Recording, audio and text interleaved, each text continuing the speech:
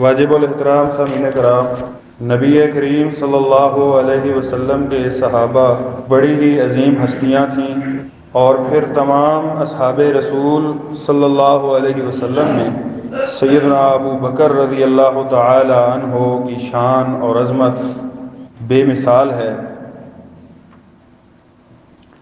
گزشتہ دنوں کچھ مطالعہ اس حوالے سے ہوا، ساری باتیں سوچا کہ آپ حضرات کے سامنے گوش گزار کروں۔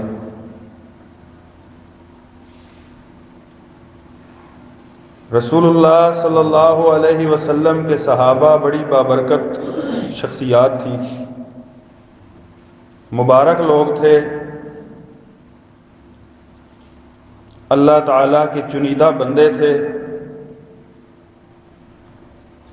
جن کو چن کر اللہ تعالیٰ نے اپنے پیارے حبیب صلی اللہ علیہ وسلم کے سپاہی بنا دیا۔ صحابہ اس امت کے محسن ہیں، ہمارے محسن ہیں، جن کی لازوال قربانیوں کی بدولت یہ دین ہم تک پہنچا۔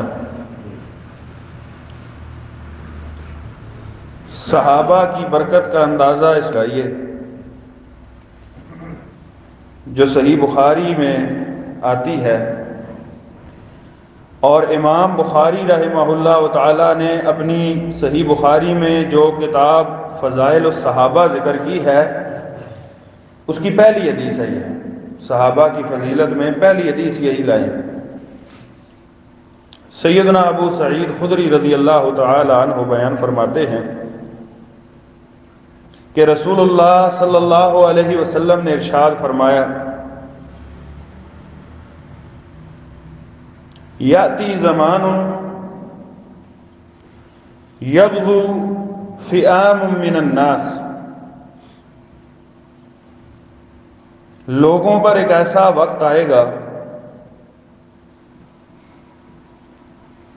جب لوگوں کی جماعتیں اللہ کے دین کی سے کفار سے لڑیں گی،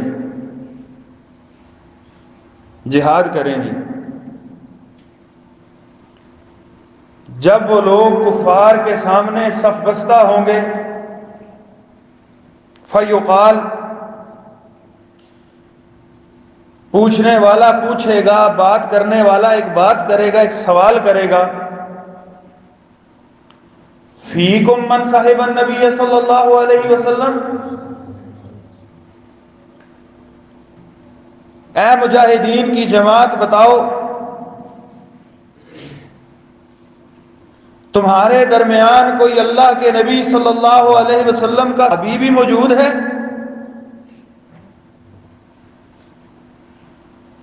جو تم کفار کے سامنے کھڑے ہو،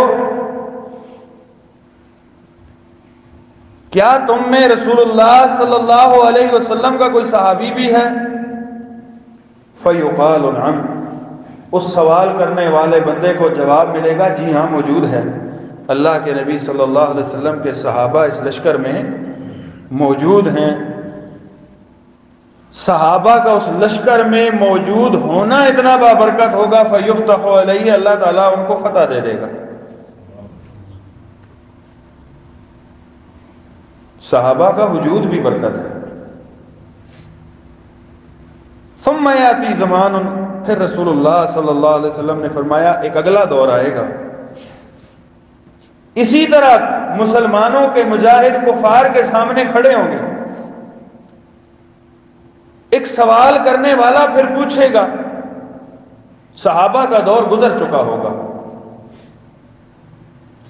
اب وہ پوچھے گا فیکم من صاحب اصحاب النبی صلی اللہ علیہ وسلم، وہ لوگوں بتلاؤ صحابہ کی رفاقت پائی ہو۔ صحابہ تو دنیا میں نہیں رہے، لیکن کیا اس لشکر میں کوئی ایسا سپاہی ہے جو صحابہ کے ساتھ رہا ہو، صحابہ کو اس نے دیکھا ہو، ملا ہو؟ اسے جواب ملے گا ہاں اس لشکر میں ایسے بندے موجود ہیں جو صحابہ کے ساتھ رہے، تابعین موجود ہیں، وہ صحابہ کے ساتھ رہنے کی برکت اتنی ہے، نبی کریم صلی اللہ علیہ وسلم نے فرمایا فَيُفْتَحُ عَلَيْهِ، اللہ تعالیٰ ان کو بھی فتح دے دے گا۔ پھر فرمایا ثُمَّ يَأْتِي زَمَانٌ، ایک اگلا دور آئے گا، اور اس اگلے دور میں پھر مجاہدین کفار کے سامنے کھڑے ہوں گے۔ پوچھنے والا پوچھے گا اس دور میں، اس دور کا کوئی بندہ، فیکم من صاحب اصحاب النبی صلی اللہ علیہ وسلم، لوگوں بتلاؤ تم میں کوئی ایسا بندہ ہے جو اصحاب رسول کے شاگردوں میں سے کسی کے ساتھ رہا ہو، یعنی تم میں سے کوئی ایسا ہے جو صحابہ کے بعد جو تابعین تھے ان کے ساتھ رہا ہو، ان سے ملا جلا ہو۔ اسے بتلایا جائے گا کہ ہاں ہمارے اندر ایسے تبع تابعین موجود ہیں جو تابعین یعنی صحابہ کے شاگردوں کے ساتھ رہے تھے۔ نبی کریم صلی اللہ علیہ وسلم نے فرمایا فَيُفْتَحُ عَلَيْهِ، اللہ تعالیٰ ان کو بھی فتح دے گا۔ اصحاب رسول کی برکت اصحاب رسول نے دیکھی، اصحاب رسول کے شاگردوں نے دیکھی، اصحاب رسول کے شاگردوں کے شاگردوں نے بھی دیکھی۔ اتنی عظیم الشان جماعت ہے، ایسے عظیم لوگ تھے، اللہ تعالیٰ نے وہ ایسے بندے چن لیے تھے، ایسی عظیم ہستیاں اس دور میں اللہ تعالیٰ نے پیدا کر دی جن کے وجود بھی مبارک ہے، جن کا علم بھی مبارک تھا، جن کا عمل بھی مبارک تھا۔ اللہ تعالیٰ نے برکتیں ان کے ساتھ جوڑ رکھی تھی۔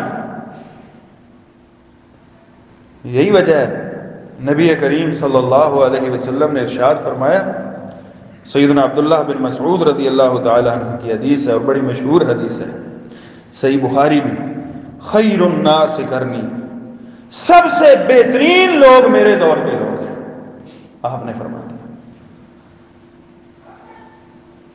انبیاء کے بعد اس دنیا کائنات میں اگر کوئی خیر والے لوگ ہیں، بہترین لوگ ہیں، ہر لحاظ سے بہترین لوگ ہیں، وہ میرے دور کے لوگ ہیں، آپ کے دور کے لوگ یعنی آپ کے صحابہ ہیں۔ یہ رسول اللہ صلی اللہ علیہ وسلم کا فیصلہ ہے، یہ اللہ کا فیصلہ ہے کہ وہ بہترین ہے۔ جو ان کو بہترین نہیں مانتا وہ بدترین تو ہو سکتا ہے، وہ خیر اس کے اندر کبھی بھی شامل نہیں ہو سکتی۔ جو صحابہ کو بہتر نہیں مانتا، جو صحابہ کے بارے میں الٹی باتیں کرتا ہے، جو صحابہ پر الزامات لگاتا ہے، جو صحابہ کے بارے میں امت میں تشکیک پیدا کرتا ہے، وہ بدترین ہو سکتا ہے، اس کے اندر خیر نہیں ہو سکتی۔ اور یہ یاد رکھیں، خیر صحابہ کے ساتھ جڑی ہوئی ہے، صحابہ کو چھوڑ کر خیر مل ہی نہیں سکتی۔ صحابہ خیر کی کانیں ہیں، معادن الخیر ہیں، صحابہ خیر کے خزانے تھے۔ بعض ایسے لوگ موجود ہیں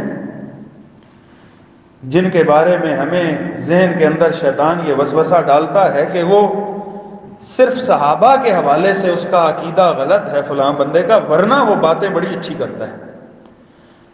جس بندے کا صحابہ کے بارے میں عقیدہ غلط ہے وہ دنیا جہان کی اچھی باتیں کرے، وہ بدترین آدمی ہے، اس کے اندر کوئی خیر نہیں ہے، خیر اس سے کٹ چکی ہے، وہ خیر سے منقطع ہو چکا ہے، خیر سے خالی ہے وہ بندہ۔ جس نے خیر کو چھوڑ دیا وہ خیر اس کو کہاں سے مل سکتی ہے؟ اس کو خیر نہیں مل سکتی۔ بہرحال سیدنا ابو بکر رضی اللہ تعالی عنہ کا تھوڑا سا تذکرہ کروں گا۔ امام یحییٰ بن معین رحمہ اللہ تعالی بہت بڑے وقت کے محدث، امام بخاری رحمہ اللہ تعالی کے اساتذہ میں سے تھے۔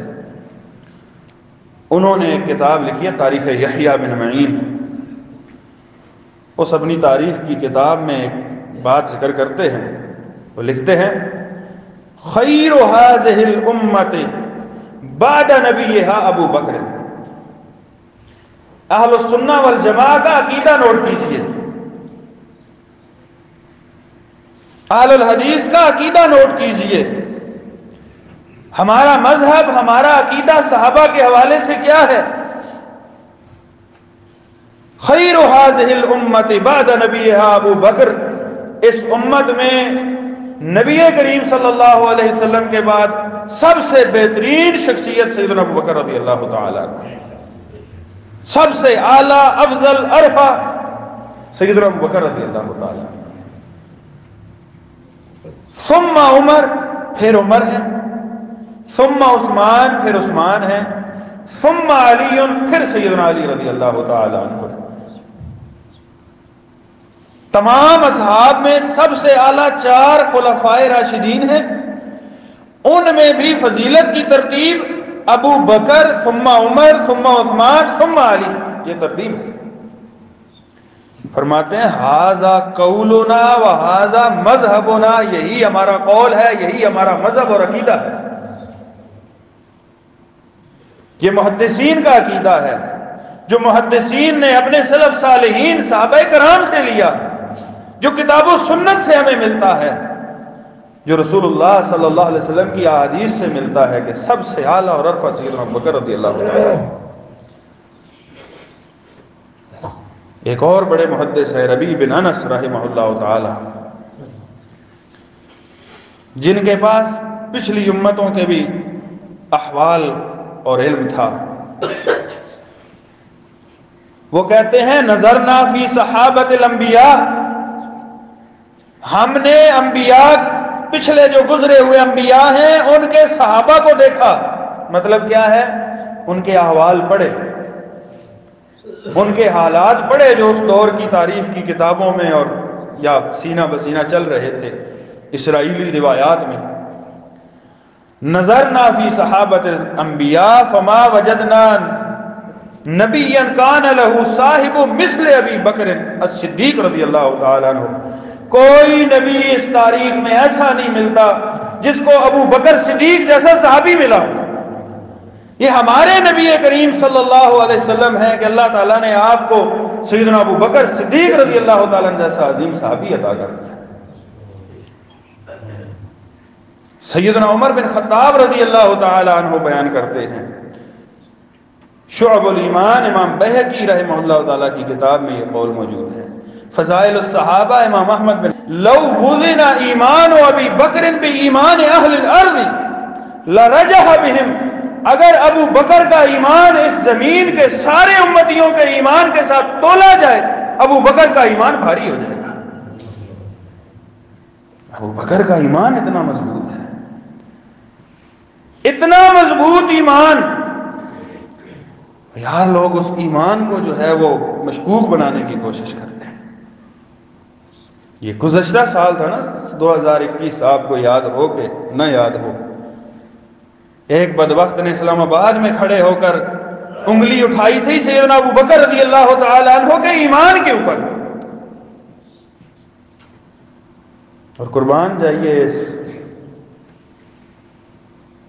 اسلامی جمہوریہ پاکستان کے اداروں پر آج بھی وہ بندہ پھر رہا ہے پھر، کوئی اس کو کسی نے پکڑا نہیں ہے، سزا نہیں ہے، بس جی اس نے تعویل کر لی۔ تقیہ عقیدہ ہے نا، جھوٹ بولنا عقیدہ ہے کہ ایک بات کی ہے مکر جائیں، جھوٹ بول دیں میں نے نہیں کی، میرا مطلب یہ نہیں تھا، تقیہ کر دیا، جی وہ اس طرح کہتا ہے۔ ایسے سیاہ بدبختوں کے لیے اس ملک میں راستے کھلے ہیں، آپ اپنے منہ سے جو بات نکالیے، پوچھنے والا کوئی نہیں ہے۔ بہرحال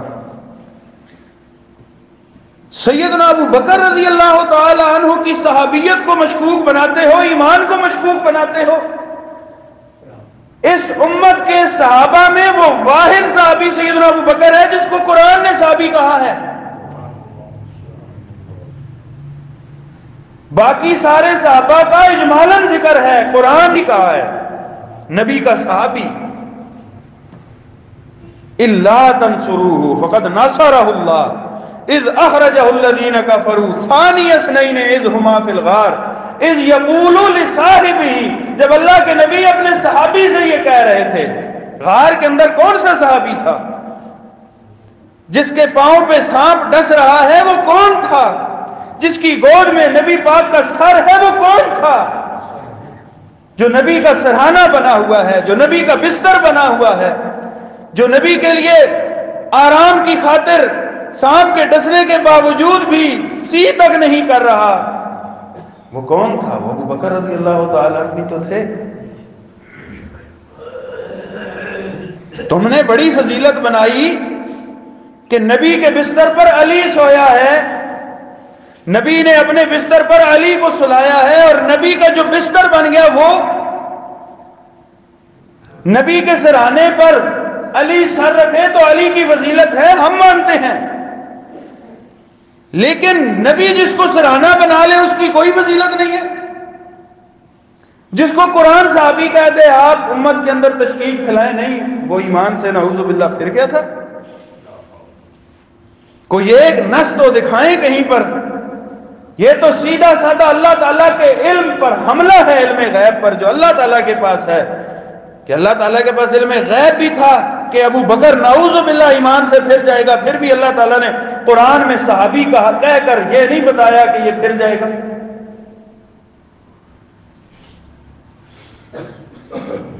نعوذ باللہ یہ تو اللہ تعالیٰ پر جھوٹ بولنے کا الزام ہو گیا کہ اللہ تعالیٰ نے ابو بکر کے ایمان کو تو بیان کیا، لیکن ایمان کے بعد نعوذ باللہ کفر آ جانا تھا وہ اللہ تعالیٰ نے نہیں بیان کیا۔ کیسی بات کرتے ہیں؟ سیدنا ابو بکر رضی اللہ تعالی عنہ، آپ کی عظمت، یہ تو وہ عظمت ہے جو روز روشن کی طرح عیاں ہے۔ آئیے صحیح مسلم کی حدیث سنیے، سیدنا ابو ہریرہ رضی اللہ تعالی عنہ بیان فرماتے ہیں، ایک دن اللہ کے نبی صلی اللہ علیہ وسلم بیٹھے ہوئے تھے تو آپ نے اپنے صحابہ سے پوچھا، کئی سارے صحابہ موجود ہیں، آپ نے پوچھا من اصبح منکم اليوم صائما، میرے صحابہ مجھے بتلاؤ آج تم میں سے کس کس نے روزہ رکھا ہوا ہے؟ رمضان نہیں تھا، نفلی روزہ کس کس نے رکھا ہوا ہے؟ صحابہ خاموش ہیں۔ قال ابو بکر انا، اور کوئی نہیں بولا۔ سیدنا ابو بکر رضی اللہ تعالیٰ نے فرمایا اللہ کے نبی آج ابو بکر نے روزہ رکھا ہوا ہے۔ فمن تبع منکم اليوم جنازۃ، دوسرا سوال پوچھا بتاؤ آج تم میں سے کس کس نے اپنے کسی مسلمان بھائی کا جنازہ پڑھا ہے؟ اور کسی کا ہاتھ کھڑا نہ ہوا۔ قال ابو بکر انا، اللہ کے نبی میں نے آج اپنے مسلمان بھائی کا جنازہ بھی پڑھا ہے۔ قال فمن اطعم اليوم مسکینا، آج تم میں سے کس کس نے کسی مسکین کو کھانا کھلایا ہے؟ اور یہ ساری عظمت والے کام ہیں۔ نفلی روزہ رکھنا اللہ کی راہ میں اس کی بڑی فضیلت ہے۔ کسی مسلمان بھائی کا جنازہ پڑھنا 1 قیراط اجر ملتا ہے، اور دفنانے تک وہاں ٹھہرے 2 قیراط۔ پوچھا گیا قیراط کتنا ہے؟ فرمایا اوج پہاڑ یا اس سے بھی زیادہ۔ ایک بھوک اور افلاس زدہ مسلمان کو جو بھوک سے دوچار ہے اس کو کھانا کھلا دینا۔ سیدنا ابو بکر نے فرمایا میں نے کھلایا آج۔ فمن عاد منکم اليوم مریضا، تم میں سے وہ کون ہے جس نے آج کے دن اپنے مسلمان بیمار بھائی کی عیادت کی ہے؟ قال ابو بکر انا، سیدنا ابو بکر نے فرمایا اللہ کے نبی میں نے۔ رسول اللہ صلی اللہ علیہ وسلم نے جب یہ سوال سنے، پوچھے، جوابات سنے، آپ نے فرمایا ما اجتمعنا فی امرئ الا دخل الجنہ، جس شخص کی زندگی میں اس کے اعمال میں یہ نیکیاں شامل ہو جائیں وہ بندہ جنت میں جائے گا۔ جو نفلی روزے بھی رکھتا ہے، اپنے مسلمان بھائی کا جنازے میں بھی شرکت کرتا ہے، بھوکے مسلمانوں کو کھانا بھی کھلاتا ہے، بیماروں کی عیادت کو بھی جاتا ہے۔ فرمایا جو بندہ یہ عمل کرتا ہے وہ جنت میں جائے گا۔ یعنی سیدنا ابو بکر رضی اللہ تعالی عنہ وہ نقد صحابی تھے اس حدیث کے اندر، وہ نقد جنہوں نے نقد جنت کی بشارت قبول کی۔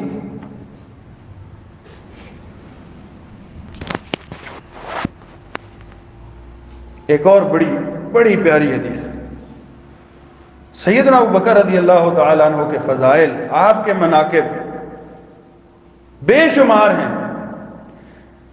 بڑی پیاری حدیث سیدنا ابو ہریرہ رضی اللہ تعالی عنہ بیان کرتے ہیں، صحیح بخاری کی حدیث ہے کہ رسول اللہ صلی اللہ علیہ وسلم نے ارشاد فرمایا، من انفق زوجین فی سبیل اللہ نودی من ابواب الجنہ یا عبداللہ ھذا خیر۔ جو بندیز خرچ کرتا ہے اور جوڑا جوڑا خرچ کرتا ہے، جو بندہ اللہ کے راستے میں کوئی چیز خرچ کرتا ہے اور جوڑا جوڑا خرچ کرتا ہے، فرمایا اسے جنت کے دروازوں سے پکارا جائے گا، آوازیں آئیں گی، اللہ کے بندے ادھر آ جا، یہ اچھا دروازہ ہے، یہاں سے گزر جاتا ہے۔ اللہ کے راستے میں خرچ کرنے کے معاملے میں یہ یاد رکھیں، ایسی احادیث ہیں اور ایسے فضائل ہیں اور ایسی خیر چھپی ہے ان کے اندر، جو دو کر کے جوڑا جوڑا خرچ کرتا ہے، یعنی اس بندے کے اندر سخاوت اللہ تعالیٰ نے بہت زیادہ رکھی ہے۔ فرمایا اسے مختلف جنت کے دروازوں سے پکارا جائے گا، آواز آئے گی، اللہ کے بندے ادھر سے آ جا، ادھر سے آ جا۔ پھر آپ نے کچھ علیحدہ مسائل بیان کی، فرمایا فمن کان من اہل الصلاۃ دعی من باب الصلاۃ، نمازی ہے اس کو نماز والے دروازے سے پکارا جائے گا، جو نماز پڑھتا ہے، نماز کی پابندی کرتا ہے، اسے باب الصلاۃ سے پکارا جائے گا، ہاں بھئی تو ادھر سے آ جا۔ فمن کان من اہل الجہاد فدعی من باب الجہاد، جو بندہ جہاد کرنے والا مجاہد ہے اس کو باب الجہاد سے پکارا جائے گا، آپ ادھر سے آ جائیے۔ ومن کان من اہل الصیام دعی من باب الریان، جو بندہ روزے دار ہے، روزہ کثرت سے رکھتا ہے، اس کو ریان دروازے سے پکارا جائے گا، آپ ادھر سے آ جائیے۔ ومن کان من اہل الصدقہ دعی من باب الصدقہ، جو اللہ کے راستے میں خرچ کرتا ہے، فی سبیل اللہ خرچ کرتا ہے، اس کو صدقہ والے دروازے سے پکارا جائے گا، آپ ادھر سے آ جائیے۔ جب آپ یہ باتیں بیان فرما رہے تھے، سیدنا ابو بکر رضی اللہ تعالی عنہ نے ایک مسئلہ پوچھا، فرمایا اللہ کے نبی بے انت ابی و امی یا رسول اللہ، اے آپ پر میرے ماں اور میرے باپ قربان جائیں، ما لا من دعی من تلک الابواب من ضرورت، یہ جو آپ نے دروازے بیان کیے ہیں یہ تو ایک عمل ہے خاص، ایک نمازی کو نماز والے سے، صدقے والے کو صدقے والے سے، اسی طرح روزے دار کو ریان سے پکارا جائے گا۔ بتلائیے فہل یدعا احد من تلک الابواب کلھا، اس کائنات کے اندر کوئی ایسا خوش نصیب بھی ہے جو جنت کے سامنے جائے گا تو جنت کے آٹھوں دروازے وہاں کے خازن اسے پکاریں گے کہ آپ ادھر آ جائیے، ادھر سے گزریے۔ ہر دروازے کی یہ خواہش ہو کہ یہ خوش نصیب میرے سے جنت میں گزر کر جائے۔ ہر دروازے کا جو باڈی گارڈ ہے، ہر دروازے کا جو گارڈ ہے وہ پکارے کہ آپ ادھر سے آئیے، فرشتہ پکارے۔ کوئی ایسا خوش نصیب بھی اس کائنات کے اندر ہے؟ نبی کریم صلی اللہ علیہ وسلم نے فرمایا نعم وَأَرْجُو أَن تَكُونَ مِنْهُ، ہاں اس کائنات میں ایسے خوش نصیب بھی ہوں گے جو جنت کے سامنے جائیں گے، جنت کے سارے دروازوں سے پکارا جائے گا کہ ادھر سے آ کر گزر جائیے، اور ابو بکر مجھے یقین ہے تو ان میں سے ایک ہے، تجھے جنت کے سارے دروازوں سے پکارا جائے گا۔ جنت جس ابو بکر کی خواہش رکھتی ہے، دروازے جس ابو بکر کا اشتیاق رکھتے ہیں، دروازوں پہ کھڑے فرشتے جس ابو بکر کو شوق سے پکاریں گے کہ آپ جنت میں آئیے، اس ابو بکر رضی اللہ تعالی عنہ کی عظمت کو داغدار کرنے کی کوشش کرتے ہو۔ اور سیدنا ابو بکر رضی اللہ تعالی عنہ آپ کی کچھ ایسی خصوصیات بھی ہیں اس امت میں، صحابہ میں، جو دیگر صحابہ کے حصے میں نہیں ہیں۔ آپ یہ سمجھیے کہ اولیات ابو بکر ایسے کام ہیں جو سب سے پہلے اس امت میں سیدنا ابو بکر نے کیے، آپ کے حصے میں آئے۔ ان میں سے اس امت میں دین اسلام کا قبول کرنے میں، قبولیت اسلام میں سب سے پہلے سیدنا ابو بکر رضی اللہ تعالیٰ، اول من اسلم، سیدنا ابو بکر وہ پہلے صحابی ہیں جنہوں نے اسلام قبول کیا اس امت کے اندر۔ مردوں میں سب سے پہلے سیدنا ابو بکر رضی اللہ تعالیٰ نے قبول کیا، عورتوں میں سب سے پہلے سیدہ خدیجہ نے قبول کیا، بچوں میں سب سے پہلے سیدنا علی رضی اللہ تعالیٰ عنہ نے قبول کیا، غلاموں میں سب سے پہلے سیدنا زید بن حارثہ رضی اللہ تعالیٰ نے قبول کیا۔ ان چاروں میں بھی سب سے پہلے سیدنا ابو بکر رضی اللہ تعالیٰ نے قبول کیا۔ سیدنا ابو دردہ رضی اللہ تعالیٰ نے، بڑی طویل حدیث ہے صحیح بخاری کی، اس کا ایک جملہ آپ کے سامنے عرض کرتا ہوں۔ سیدنا ابو دردہ رضی اللہ تعالیٰ نے بیان کرتے ہیں، ایک دفعہ نبی کریم صلی اللہ علیہ وسلم کے پاس سیدنا ابو بکر آئے، اور نبی کریم صلی اللہ علیہ وسلم نے چہرہ دیکھ کر، ابھی پہنچے نہیں ہیں، بات نہیں ہوئی، چہرہ دیکھا دور سے آتے ہوئے، آپ نے فرمایا آج ابو بکر پریشان آ رہا ہے، ابو بکر کو کسی نے ستایا ہے، کوئی بات ہو گئی ہے۔ آئے، بات کی، معاملہ یہ ہوا تھا، سیدنا ابو بکر فرماتے ہیں مجھ سے کوئی غلط بات ہو گئی، کوئی ایسی بات ہو گئی جو سیدنا عمر رضی اللہ تعالیٰ کو ناپسند تھی، میرے اور ان کی کوئی بات ہو رہی تھی، مجھ سے ایسی بات ہو گئی۔ میں نے سیدنا عمر سے کہا کہ مجھے معاف کر دیجیے۔ سیدنا عمر اس وقت جذبات میں تھے، انہوں نے میرے اس معافی والے جملے کا جواب نہیں دیا، مجھے معاف نہیں کیا۔ میں پریشان ہو کے گھر آ گیا، پھر ابھی مسجد میں آ گیا۔ اب پیچھے سیدنا عمر رضی اللہ تعالیٰ عنہ جب اپنی جگہ پر تھے تو انہوں نے سوچا کہ معافی مانگی، مجھے معاف کر دینا چاہیے تھا۔ وہ بھی پریشان پیچھے ان کے گھر میں آئے، گھر سے پتہ چلا مسجد میں گئے، مسجد میں آ گئے۔ جب سیدنا عمر رضی اللہ تعالیٰ سامنے آئے، اللہ کے نبی صلی اللہ علیہ وسلم کا چہرہ مبارک اس وقت سرخی میں تھا۔ حالانکہ دونوں صحابی بڑے عظیم الشان ہیں، لیکن سیدنا ابو بکر رضی اللہ تعالیٰ کے حوالے سے پھر آپ نے فرمایا ان صحابہ ایک بات سنو میری، تم میں سب سے زیادہ اگر مجھ پر کسی کے احسانات ہیں تو ابو بکر ہے۔ مجھے وہ وقت یاد ہے مکہ کے اندر، انی قلتو، جب میں کہتا تھا یا ایھا الناس انی رسول اللہ علیکم جمیعا، اور لوگوں میں تم سب کی طرف اللہ کا رسول بن کے آیا ہوں، فقلتم کذبتا، تم کہتے تھے کہ تو جھوٹ بولتا ہے، وقال ابو بکر صدقتا، ابو بکر نے کہا تھا، ابو بکر نے سب سے پہلے میرے نبی ہونے کی تصدیق کی تھی، ایمان اور اسلام قبول کیا تھا۔ جب سارے لوگ کہتے تھے کہ ابو بکر اللہ کے نبی، یہ محمد نعوذ باللہ یہ جھوٹ بولتا ہے، ابو بکر کہتا تھا یہ سچ بولتا ہے۔ آپ پہلے آدمی تھے۔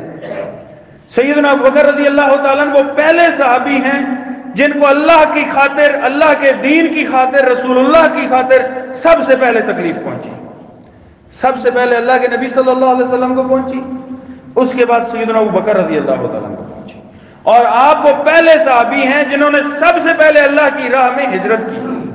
اور یہ بھی بڑی عجیب بات ہے، شاید آپ کے لیے یہ نئی بات ہے، ہمارے علم میں تو یہی ہے نا کہ انہوں نے اللہ کے نبی صلی اللہ علیہ وسلم کے ساتھ ہجرت کی تھی، یہ تو بعد میں معاملہ ہوا۔ اس سے پہلے بھی ایک دفعہ سیدنا ابو بکر رضی اللہ تعالیٰ نے ہجرت کے لیے نکلے تھے، اور سب سے پہلے نکلے تھے۔ صحیح بخاری کی حدیث ہے، سیدہ عائشہ رضی اللہ تعالی عنہا بیان فرماتی ہیں لم عاقل وی الا وہما یدینان الدین، سیدہ عائشہ فرماتی ہیں کہ جب سے میں نے ہوش سنبھالا ہے، میں نے اپنے ماں باپ دونوں کو دین اسلام کے پہ ہی پایا ہے۔ میری پیدائش سے پہلے میرے ابا جان اور میری امی جان دونوں اسلام قبول کر چکے تھے۔ وَلَنْ يَمُرَّ عَلَيْنَا يَوْمٌ إِلَّا يَأْتِينَا فِيهِ رسول اللہ صلی اللہ علیہ وسلم، ہمارے اوپر گھر میں کوئی دن ایسا نہیں گزرتا تھا جس میں اللہ کے نبی صلی اللہ علیہ وسلم ہمارے گھر میں تشریف نہ لاتے ہیں۔ آپ روزانہ ہمارے گھر میں تشریف لاتے تھے، روزانہ میرے والد صاحب سے ملنے کے لیے، دعوتی امور پر مشاورت کے لیے، بات کرنے کے لیے روزانہ آپ آتے تھے. فلما ابتلی المسلمون خرج ابو بکر مہاجرا نحو ارض الحبشہ. جب مسلمانوں کو تکلیفیں ملنا شروع ہوئیں سب سے پہلے میرے والد ابو بکر کو تکلیف ہوئی. ان کو لوگوں نے تکلیفیں کہ میرے والد ابو بکر جو ہے وہ ایک دن گھر سے حبشہ کی طرف نکل پڑے, مکہ سے باہر نکل گئے. قارا ایک جگہ ہے, وہاں سے گزر رہے تھے تو وہاں کا جو سردار تھا وہ ابن دغنہ تھا. اس ابن دغنہ سے ملاقات ہو گئی. ابن دغنہ نے پوچھا ابو بکر کہاں کا ارادہ ہے, کدھر جا رہے ہو؟ کہا ابن دغنہ اخرجنی قومی, میری قوم نے مجھے مکہ سے نکال دیا ہے, وہ مجھے اللہ کی عبادت نہیں کرنے دیتے. فارید ان اسیح بالارض واعبد ربی, میں یہ چاہتا ہوں کہ میں اس مکہ سے نکل جاؤں, دنیا کے اندر چلوں پھروں اور اللہ کی عبادت کروں. حبشہ کی طرف جا رہا ہوں. ابن دغنہ نے کہا, حالانکہ اس نے ابھی تک اسلام نہیں قبول کیا تھا, اس نے وہ تو اپنے علاقے کا سردار تھا لیکن سیدنا ابو بکر کو جانتا تھا. اسا ابو بکر ان مثلک لا یخرج ولا یخرج, ابو بکر تیرے جیسے بندے کو نہ اپنے علاقہ چھوڑنا چاہیے اور نہ اسے نکالا جانا چاہیے. آپ نہیں جانے چاہیے علاقے سے, آپ تو اس علاقے کی برکت ہو. انک تکسب المعدوم وتصل الرحم وتحمل الکلہ وتقری الضعیف وتعین علی نوائب الحق. ابو بکر تم تو بے سہاروں کا سہارا ہو, وہ لوگ جو اپنا بوجھ نہیں اٹھا سکتے ان کا بوجھ اٹھاتے ہو, رشتہ داریوں کو ملاتے ہو. لوگ حق پر ہوتے ہیں, انہیں تکلیفیں پہنچتی ہیں, آپ ان کی مدد کرنے والے ہو. ایسے بندے کو نہ علاقے سے نکلنا چاہیے نہ علاقے سے نکالا جانا چاہیے. بازو پکڑا, اس نے کہا میں آپ کو پناہ دلواؤں گا. واپس مکہ میں لے آیا. بیت اللہ کے اندر کھڑے ہو کر سارے سرداروں کو مخاطب کر کے اس نے کہا, او پاگلو, بے وقوفو, کس بندے کو اپنے شہر سے نکال رہے ہو جو اتنی نیکیاں کا اچھا آدمی ہے, جو ایسا لیڈر ہے, ایسا لوگوں کے کام آنے والا بندہ ہے, تم اسے علاقے سے نکال رہے ہو؟ جاؤ, ابو بکر میری گارنٹی پر اس مکہ کے اندر رہے گا. اس وقت پناہ دی جاتی تھی, رہے گا. تو سب سے پہلے سیدنا ابو بکر رضی اللہ تعالیٰ عنہ نے ہجرت کی تھی. سب سے پہلے آپ کو تکلیف. سیدنا ابو بکر رضی اللہ تعالیٰ عنہ وہ پہلے صحابی ہیں جنہوں نے سب سے پہلے اللہ کے نبی صلی اللہ علیہ وسلم کا دفاع بھی کیا. سب سے پہلا دفاع سیدنا ابو بکر رضی اللہ تعالیٰ نے کیا. عروہ بن زبیر بیان کرتے ہیں, جو کہ سیدنا ابو بکر رضی اللہ تعالیٰ عنہ کے نواسے تھے, کہتے ہیں سال تو عبداللہ بن عمر, میں نے ایک دفعہ سیدنا عبداللہ بن عمر رضی اللہ تعالیٰ عنہ سے پوچھا, عن اشد ما صنع المشرکون برسول اللہ, اے عبداللہ بن عمر ہمیں بتلائیے, مجھے بتلائیے, یہ چھوٹے تھے نا, یہ تو بہت بچے تھے, کہ اللہ کے رسول صلی اللہ علیہ وسلم کو جو سخت تکلیفیں مشرکوں نے مکہ کے اندر دی تھیں, آج ان کے کچھ احوال سنائیے. تو سیدنا عبداللہ بن عمر رضی اللہ تعالیٰ عنہ نے فرمایا, عروہ بیٹا, رأیت عقبۃ بن ابی معیط, یہ ان دنوں کی بات ہے جب ابھی اسلام نیا نیا پھیل رہا تھا. آپ صلی اللہ علیہ وسلم نے ابتدائی دنوں میں دعوت و تبلیغ کا کام شروع کیا. آپ لوگوں کو دعوت دیتے تھے اور آپ مکہ کے اندر بیت اللہ میں آ کر نماز پڑھتے تھے. نبی کریم صلی اللہ علیہ وسلم بیت اللہ میں نماز پڑھتے تھے. فرمایا آپ ادھر نماز پڑھتے تھے, ایک دن میں نے دیکھا عقبہ بن ابی معیط آیا. جب بیت اللہ میں آیا, اس نے دیکھا اللہ کے نبی صلی اللہ علیہ وسلم نماز پڑھ رہے ہیں. اس نے نماز پڑھتے ہوئے دیکھا, یہ غصے سے آگ بگولا ہو گیا. اس نے کہا ہمارے بتوں کی توہین کر کے, ہمارے بتوں کا انکار کر کے, ہمارے خداؤں کا انکار کر کے بیت اللہ میں نماز پڑھ رہا ہے. اس کے پاس چادر تھی, فوراً آیا, نبی کریم صلی اللہ علیہ وسلم کو نماز کی حالت میں گلے میں چادر لپیٹ کے اس نے چادر کو کھینچا اور نبی کریم صلی اللہ علیہ وسلم کا گلا دبانا شروع کر دیا. خنقاً شدیداً, شدید طریقے سے اس نے چادر کو کھینچا. اور بعض روایات میں آتا ہے کہ نبی کریم صلی اللہ علیہ وسلم کی آنکھیں باہر آنے کو ہو گئی. خون سمٹ کر چہرے میں آ گیا. وہ قتل کرنا چاہتا تھا کہ آج اس کو قتل ہی کر ڈالے. سیدنا عبداللہ بن عمر خود کہتے ہیں نا میں نے دیکھا موجود تھے, شاید اور بھی کوئی صحابہ کرام میں سے کمزور صحابہ موجود ہوں. اس وقت انہیں تکلیف دی جاتی تھی. فرمایا اتنے میں سیدنا ابو بکر رضی اللہ تعالیٰ عنہ کو معلوم ہوا. فجاء ابو بکر, اور نبی کریم صلی اللہ علیہ وسلم کا دفاع کیا, اس عقبہ کو پیچھے دھکا مارا اور فرمایا اتقتلون رجلا ان یقول ربی اللہ, اور تم ایسے بندے کو قتل کرنا چاہتے ہو جو کہتا ہے لوگوں ایک اکیلے اللہ کی عبادت کرو, وقد جاءکم بالبینات من ربکم, اور اپنے رب کی طرف سے تمہارے پاس واضح دلائل بھی لے کر آئے. وہاں پر سیدنا ابو بکر رضی اللہ تعالیٰ نے سب سے پہلا دفاع رسول اللہ صلی اللہ علیہ وسلم کا کیا. صحیح بخاری کی حدیث ہے. سیدنا ابو بکر رضی اللہ تعالیٰ عنہ کو اللہ تعالیٰ نے بہت سی خصوصیات سے نوازا. آپ کو بہت اللہ تعالیٰ نے عظمتوں رفتوں سے نوازا. آپ اصحاب رسول میں ایک چمکتا دمکتا ستارہ تھے. آپ کو اللہ تعالیٰ نے بہت خیر عطا کی تھی. آپ نے اسلام پر اور نبی کریم صلی اللہ علیہ وسلم کے احسان, آپ کی ذات پر بڑے احسانات ہیں کہ نبی کریم صلی اللہ علیہ وسلم نے فرمایا آخری عمر میں, آپ نے فرمایا کہ لوگوں اس دنیا میں جس بھی بندے کا میرے اوپر ذرا بھر بھی احسان تھا میں نے اس کے احسان کا بدلہ دنیا میں چکا دیا ہے. ایک ابو بکر رہ گیا ہے, ابو بکر کو کہ احسانات کا بدلہ میں نہیں چکا پایا, میرا اللہ قیامت والے دن چکائے گا. اللہ تعالیٰ سے یہ دعا ہے, اللہ تعالیٰ سیدنا ابو بکر رضی اللہ تعالیٰ عنہ پر لاکھوں کروڑوں اربوں رحمتیں فرمائے. اللہ تعالیٰ ان کے درجات کو بلند فرمائے. اللہ تعالیٰ پوری امت کی طرف سے سیدنا ابو بکر رضی اللہ تعالیٰ عنہ کو جزائے خیر عطا فرمائے. وآخر دعوانا الحمد